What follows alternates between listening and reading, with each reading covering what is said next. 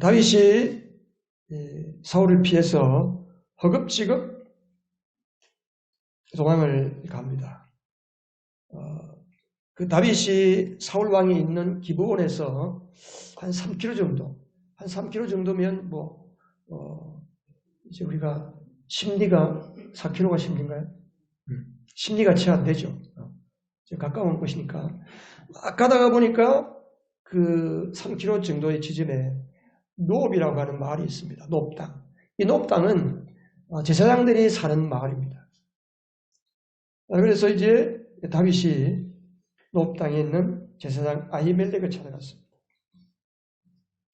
아히멜렉을 찾아가니까 아히멜렉 제사장이 깜짝 놀랐습니다. 다윗이 해 있는 모습이 이 몰골이 말이 아닌 거예요. 머리도 흥커리지고 옷도 다 깨적깨적하고 모습이 이상한 거예요. 그래서 아히멜렉 생각에 뭐가 좀 이상하다 생각하고 있는데 다윗이 그러는 거예요. 제사장님 혹시 먹을 게 없습니까? 아히멜렉 제사장이 아니 장군께서 이렇게 배가 고프게 그것도 혼자서 이게 어쩐 일이십니까? 제가 지금 급하게 왕의 특별한 비밀 명령을 비밀 작전을 수행하기 위해서 그렇게 급하게 무기도 없이 먹지도 못하고 떠났기 때문에 지금 내 모습이 이렇습니다. 우리 부하들은 제가 이 특별 작전을 수행하면서 앞으로 만나는 장소에서 만나게 되어 있습니다. 제게 빵 5덩이만 주시면 감사하겠습니다. 제사장 아히멜렉이 아무래도 이상한 거예요. 요즘 사울 왕에게서 다윗이 괴롭힘을 당하고 더군다나 사울이 다윗을 죽이려고 한다는 소문이 들리는데 뭔가 심상치 않구나 생각을 했어요. 그런데 마침 그 자리에 누가 와 있었냐 하면 누가 와 있었겠어요? 이번 주 말씀 묵상 안 하셨어요? 그에 사울 왕의 양을 치는 목자장 도액이라는 사람이 와 있었어요. 도액이 그 현장에 와 있는 거예요. 그래서 아히멜렉이 긴장을 했어요. 이거 어떡하나?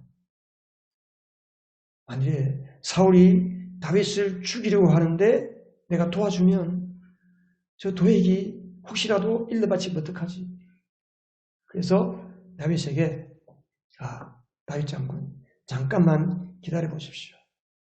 그리고 아히멜렉이 주의 성소에 들어가서 기도하는 거예요. 하나님, 지금 다윗이 이러이러해서 제게 왔습니다.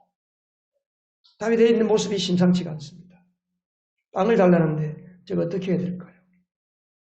여호와여 말씀해 주세요.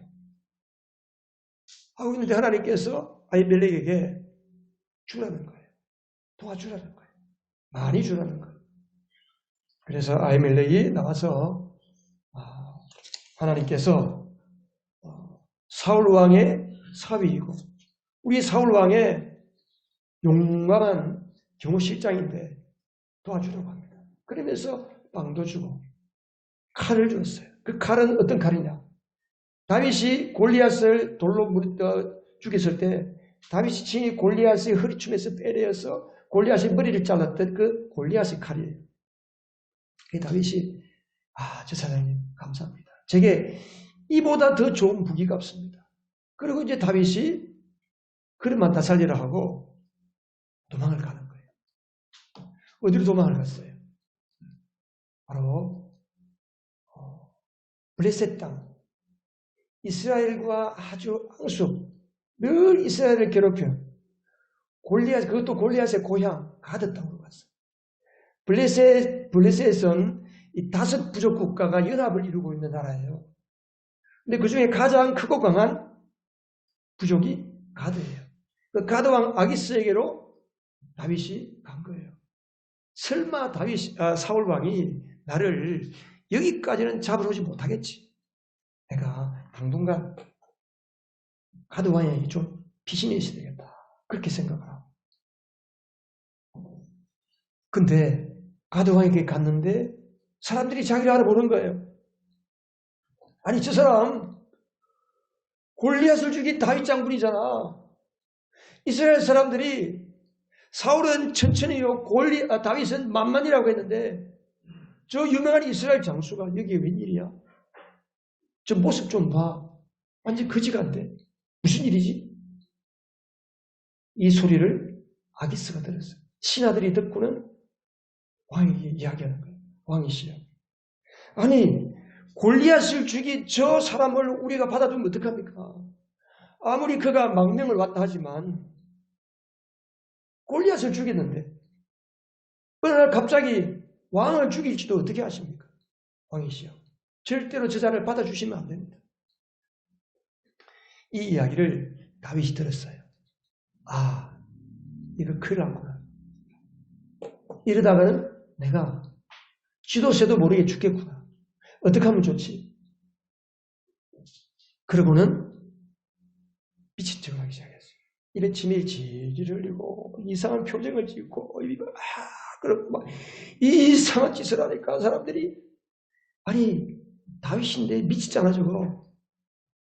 왕의 신하들에게 호통을 칩니다.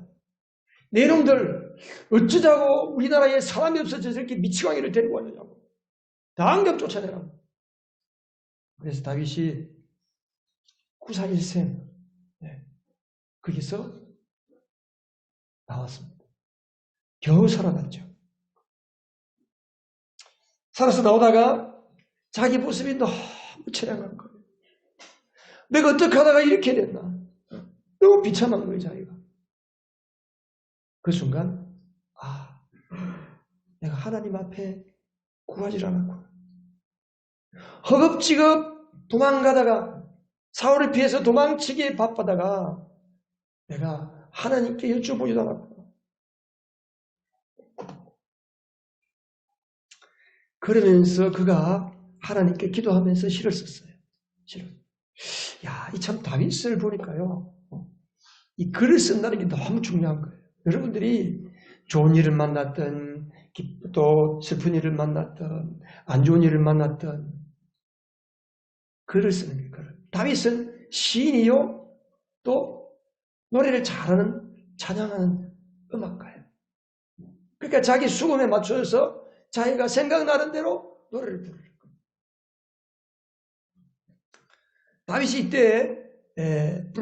이때 지었던 시가 뭐냐면 시편 34편 10절에 34편이 시편 34편과 56편이 다윗이 가드 왕에게 와가지고 미친 체 하면서 이 블레셋 사람들에게 붙잡혔을 때에 쓴 시라고 했어요.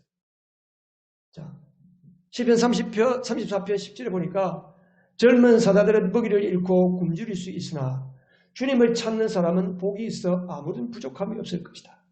13절 같이 읽습니다.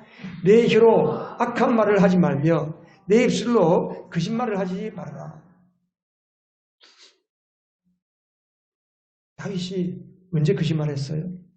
계속 거짓말하고 있잖아요. 지금 제사장 아히멜렉을 찾아가서도 거짓말하고 가드 왕에게도 와가지고 거짓말을 하면서 자기가 살기 위해서. 그러니까 자기가 거짓말을 하는 게 너무 초라하고 하나님 앞에서 이 너무 아닌 거예요. 내가 어떻게 하다 이렇게 됩니다. 내가 앞으로는 거짓말을 하지 말아야지. 내 입술로 거짓말을 하지 말아라. 자기 자신에게 지금 다윗이 이야기하는 거예요. 악한 일을 피하고 선한 일만 하여라. 평화를 찾기까지 있는 힘을 다하여라. 17절 같이 읽습니다. 의인이 부르짖으면 주님께서 반드시 들어주시고 그 모든 재난에서 반드시 건져주신다. 아멘. 시편 56편에도 보면 다윗이 거기에 1분 56편을 보면 앞에 그렇게 써놨어요. 다윗이 가드에서 블레셋 사람들에게 붙잡혔을 때에 다윗이 지은 시다. 그렇게 써놨어요.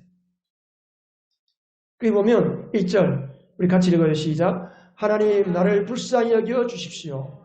사람들이 나를 짓밟습니다. 온종일 나를 공격하며 억누릅니다. 두려움이 온통 나를 휩싸는 날에도 나는 오히려 주님을 의지합니다. 나는 하나님의 말씀만 찬양합니다. 내가 하나님만 의지하니 나에게는 두려움이 없습니다. 육체를 가진 사람이 나에게 감히 어찌하겠습니까? 내가 하나님을 의지하니 내게 두려움이 없습니다. 사람이 나에게 감히 어찌하겠습니까?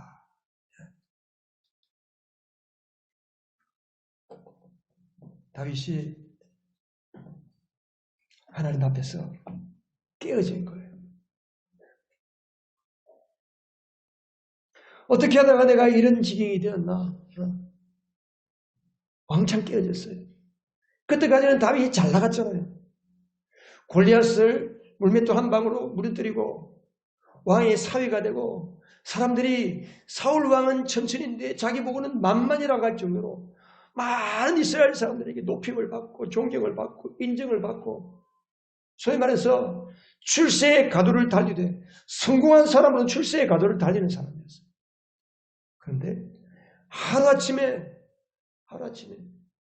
비참한 지명 수배자, 거지가 되고 미친 채 하지 아니하면 살아남지 못하는 신세가 되어버렸죠.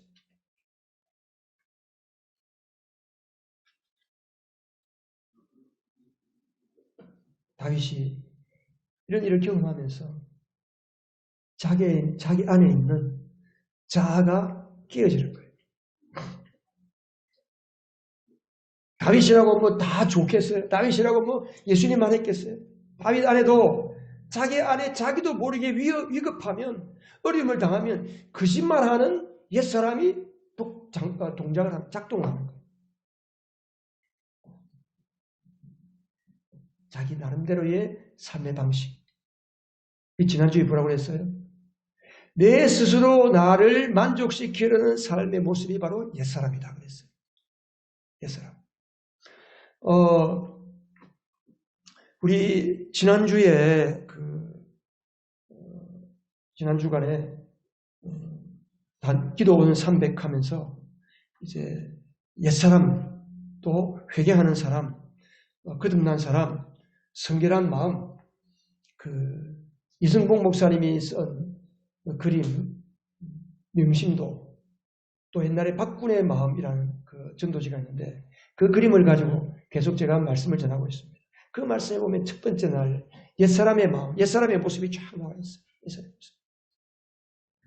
그 옛사람은 예수와는 상관이 없고, 그 사람 마음을 누가 잡고 있느냐? 마귀가 삼지창을 들고 그 사람을 딱 붙잡고 있는 그 주인이 마귀예요.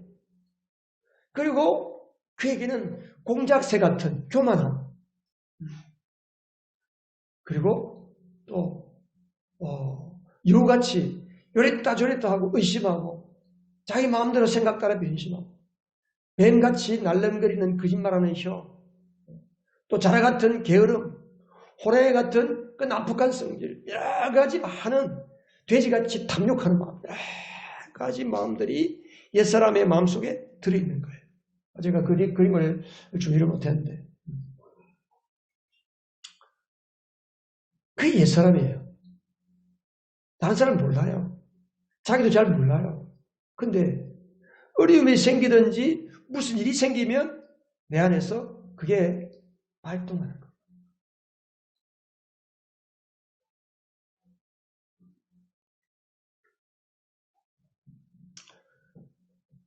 다윗도 마찬가지입니다. 다윗도 죽음의 위기가 찾아오니까 급하니까 자기도 모르게 일단 살고 봐야 되잖아요. 거짓말을 뚫려대는 거예요.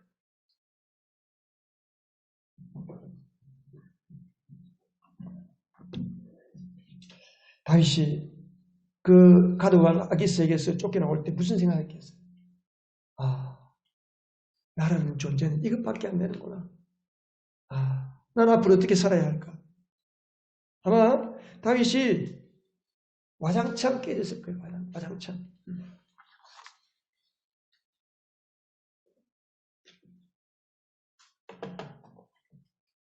그래서 오늘은 이 다윗의 깨어짐에 대해서 말씀합니다. 다윗이. 오늘 다윗의 이 스토리텔링을 통해서, 말씀 스토리를 통해서 우리가 봐야 할 게 뭐냐 하면, 그냥 다윗이 불쌍하구나, 다윗이 제사장에 가서 빵 얻어먹고 또 블레셋에 가가지고 미친 체 하다가 그렇게 쫓겨나고 말았구나, 참 신세가 가련하게 되었구나, 내 모습과도 비슷하구나. 그 정도만 기다리면 안 돼요.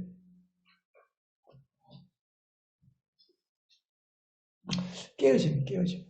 자, 우리가 옛사람을 뭐라고 그랬어요? 자기 능력을 의지하는 것. 자족하는 것. 내 스스로 나를 만족시키는 것. 내 스스로 내 노력으로 하나님을 만족하게 하려는 신앙이 이게 육신을 쫓아가는 신앙입니다. 육신을 따르는 삶. 그래서 우리가 예수를 믿어도 하나님을 기쁘시게 하고 어떻게 하면 내가 하나님을 만족시킬까 하면서 애를 쓰고 노력하는 사람들이 있습니다. 그걸 가리켜 종교생활. 모든 종교들은 다 그렇습니다. 어떻게 하든지 내가 섬기는 신을 만족시키고 기쁘게 하여서 그에게서부터 내가 원하는 것을 받아낼까? 이게 세상 종교란 말이에요. 그런데 우리 기독교, 예수 그리스도를 믿는 믿음은 그런 게 아닙니다. 절대 하나님의 은혜예요. 모든 것이 하나님의 선물로 주어지는 겁니다. 내 노력으로 무언가를 이루려고 하면 할수록 우리는 비참해지는 거예요. 다윗처럼.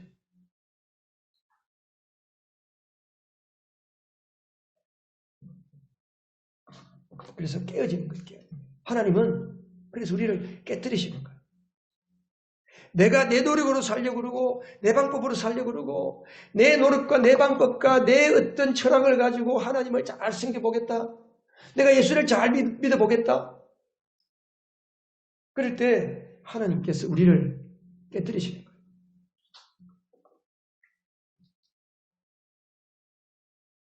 그래서 깨어짐이라는 게 뭐냐? 깨어짐이 뭐냐? 자, 우리 같이 한번 읽어보십시다. 깨어짐이 뭐냐? 시작. 자기 능력을 의지하는 것을 포기하는 것을 말합니다. 내 능력을 의지하고 내 방법을 의지하고 내 스타일과 내 수단대로 해서 뭔가를 얻어보려고 하는 뭐 신앙에도 그렇고 내 삶의 모든 분야에 다 그렇습니다. 그것을 포기하는 거예요. 깨어짐을 통해서 그게 포기가 되는 거예요. 내가 붙잡고 있던 것을 놓게 되는 거예요. 내 삶을 하나님께 그때야 비로소 드리게 되는 거예요. 하나님, 나는 내 힘으로 살 수 없습니다. 나는 주님의 것입니다. 주님이 나를 붙잡아 주세요. 그래서 나를 하나님이 마음껏 사용하시도록 비로소 드리는 그때가 바로 완전한 거예요. 절대적으로 순종하는 그때가 바로 깨어질 때, 내가 깨어질 때.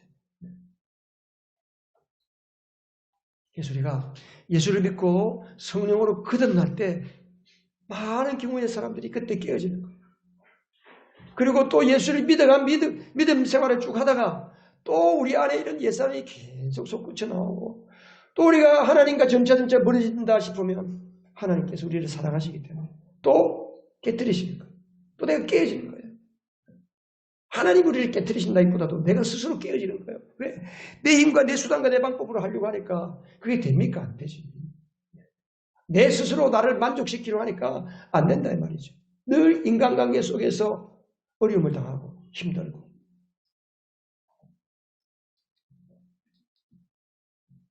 하나님은 사람을 절대로 그냥 쓰시는 법이 없습니다.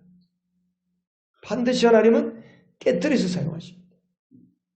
내 모습 그대로 하나님은 사용하지 않습니다.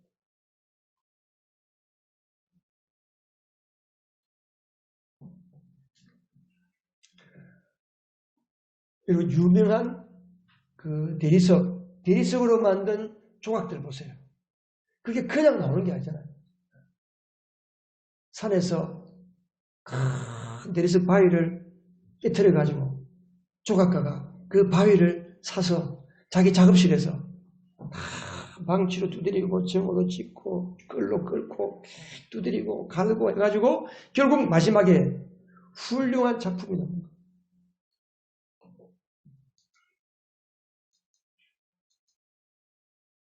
마태복음 10장 39절에 보면 자기 목숨을 얻으려는 사람은 목숨을 잃을 것이요 나를 위하여 자기 목숨을 잃는 사람은 목숨을 얻을 것이다.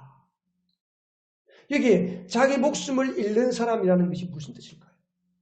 우리가 예수를 믿으려면 내 목숨 포기해야 될까요? 내가 죽어야 될까요? 그런 말입니까?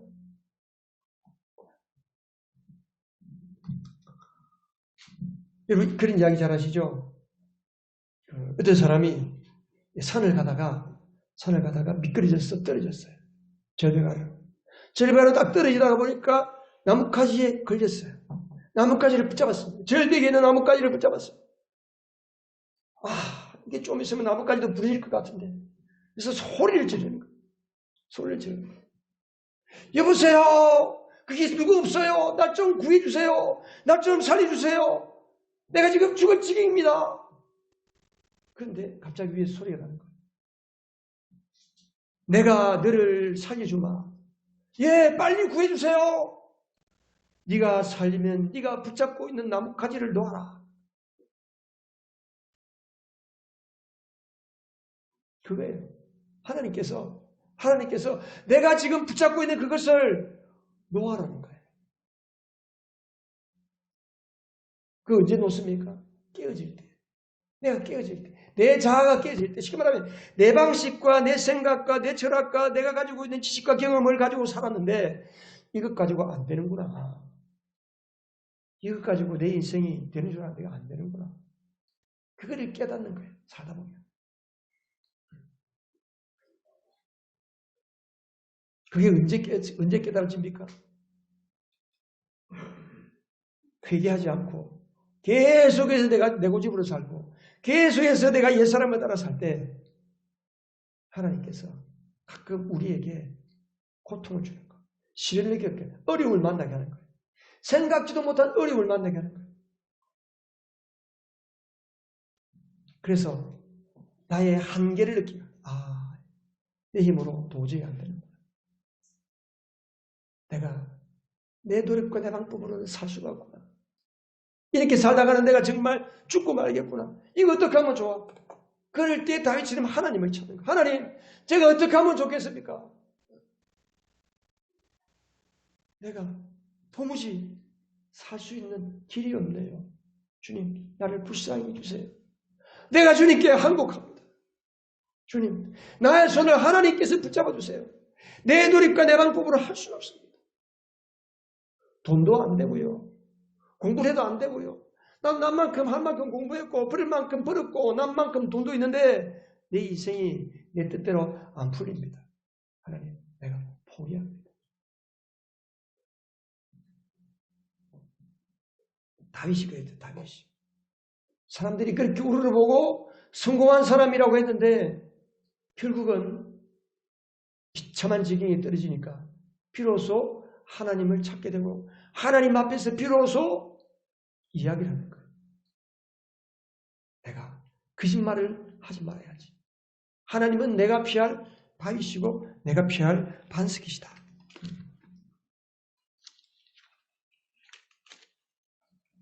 그 시편 56편 13절에 보면 11절에 보면 내가 하나님을 의지하니 내게 두려움이 없습니다. 사람이 나에게 감히 어찌하겠습니까? 그 가드왕에게서 쫓겨나와서 앞으로 내가 어떻게 해야 될까? 또 누가 나를 괴롭히면 어떡할까? 사울이 나를 쫓아와서 죽이면 어떡할까? 했을 때에 그에게 하나님께서 그런 믿음을 주시는 거예요. 내가 하나님을 의지하니 누가 나를 죽이겠습니까? 누가 사람이 나를 감히 나에게 어떻게 하겠습니까? 내가 하나님을 의지하니 나에게 두려움이 없습니다. 이제는 13절 주님께서 내 생명을 죽음에서 건져주시고 내가 생명의 빛을 받으면서 하나님 앞에서 거닐 수 있게 내 발을 지켜주시기 때문입니다. 아멘. 여러분의 인생을 하나님께 의탁하시기 바랍니다. 하나님께 여러분의 인생을 의탁할 때 하나님께 나의 삶을 맡길 때에 비로소 하나님의 평안이 찾아오고 하늘의 기쁨이 주어지고 진정한 만족이 찾아오게 되는 것입니다.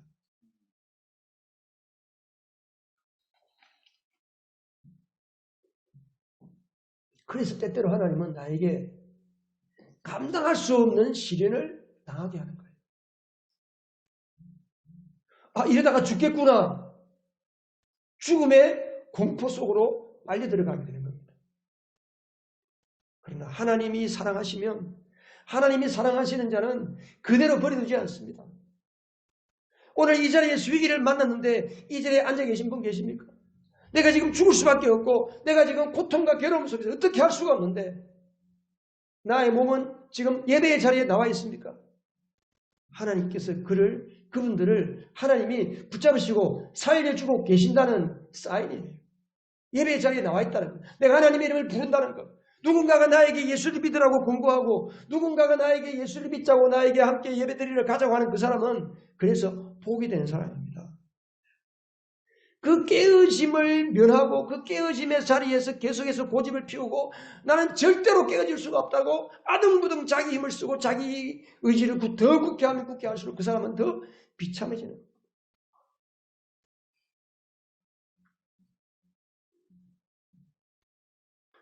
저는 이 말씀을 묵상하다가 어떤 그림이 떠올랐냐면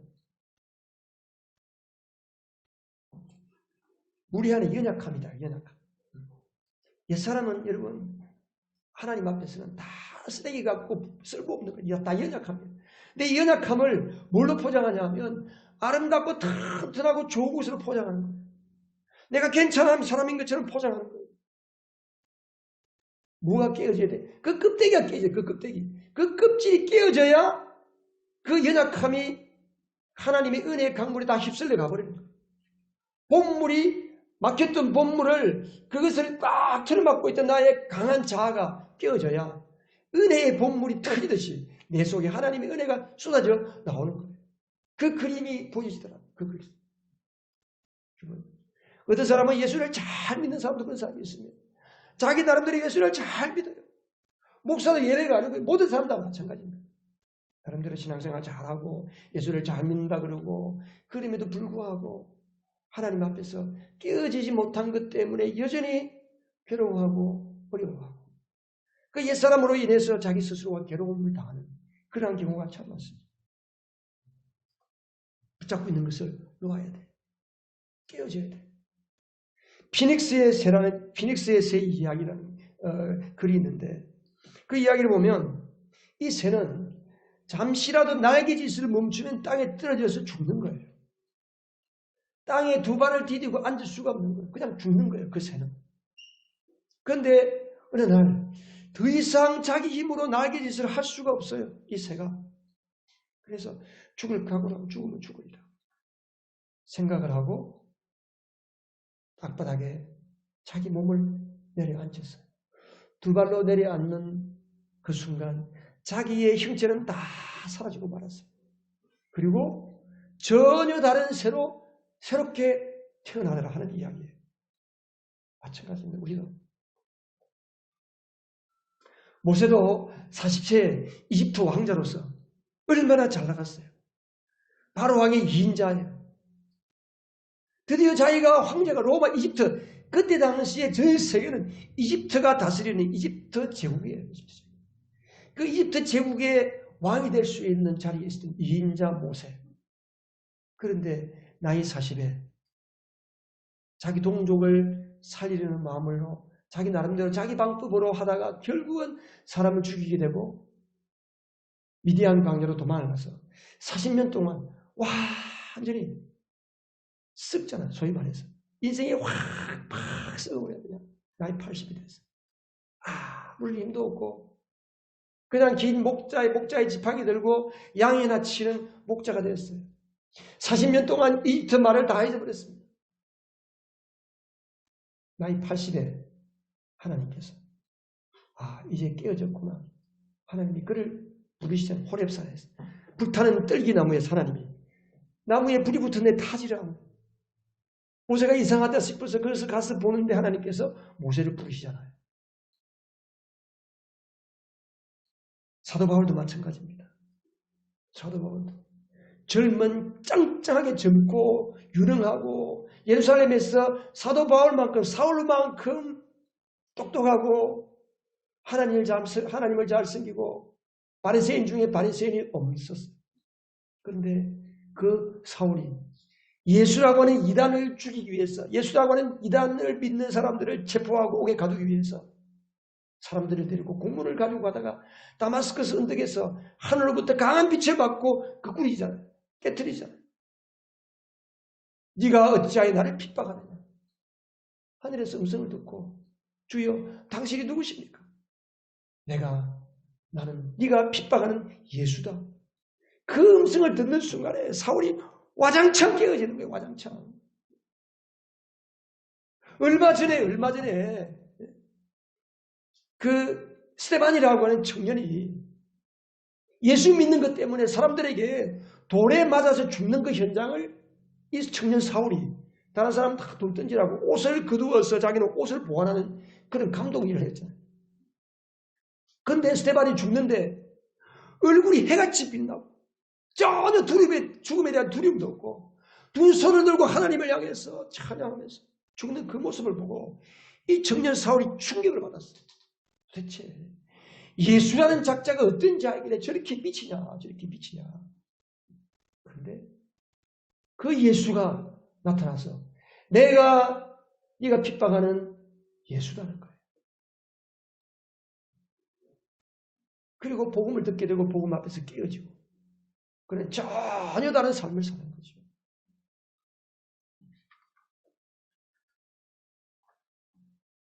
여러분이 시련 중에 있습니까? 역경 중에 있습니까? 여러분의 뜻대로 해도 안 되는 삶에 지금 처해 있습니까? 인생의 한계에 만났습니까? 여러분 하나님께 내어 맡기시기 바랍니다. 하나님께 나의 무능함을 고백하시고 처절하게 좌절해야 돼요. 우리는 처절하게.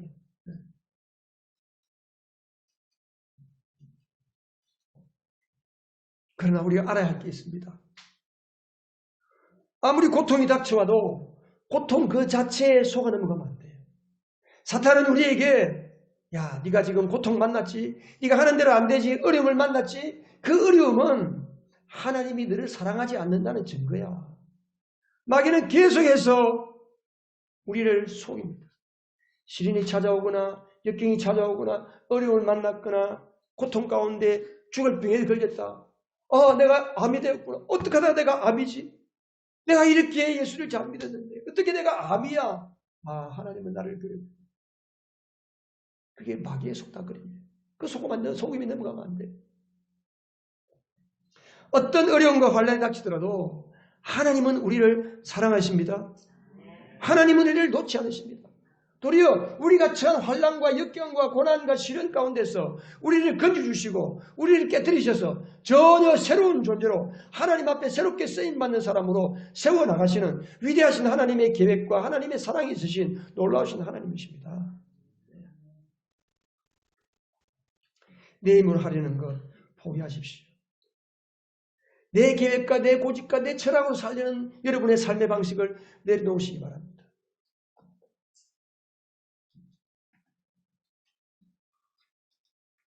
하나님의 마음은 내가 너를 사랑한다는 거예요. 내게 맡기라는 거예요. 하나님이 해결해 주겠다는 거예요. 우리가 깨어질 때 어떤 결과가 찾아올까요? 고린도서 1장 8절 9절에 보면 바울이 이렇게 고백했습니다.